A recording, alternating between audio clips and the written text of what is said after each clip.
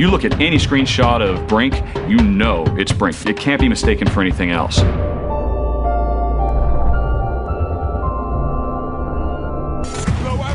When we first started talking about this game, we did kind of have this vision of a super photorealistic game.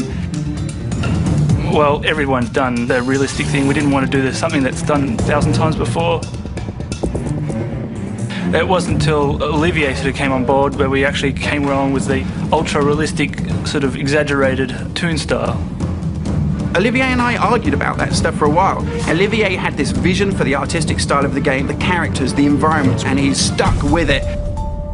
They were a bit cautious at the beginning.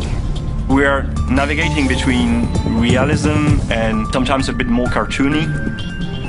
Any sort of detail would be oversized.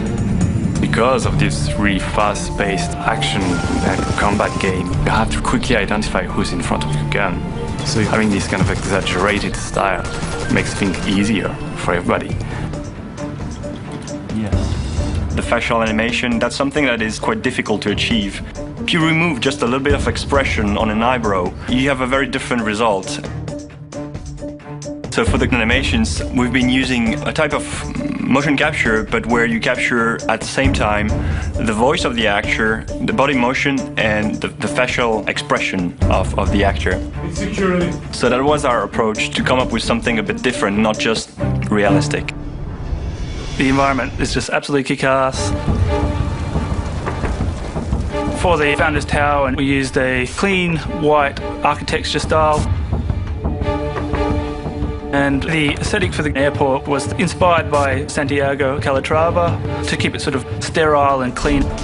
As you head further south to the areas where refugees are arriving, you enter more shantytown-like features, clearly inspired by favelas from Rio de Janeiro.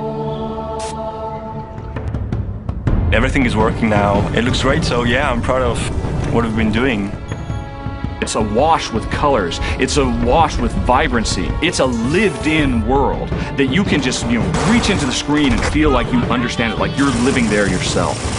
It's absolutely perfect. In fact, right now, Olivier has a huge piece of paper on the back of his screen. We proved that the style was working. Color is back in shooter games.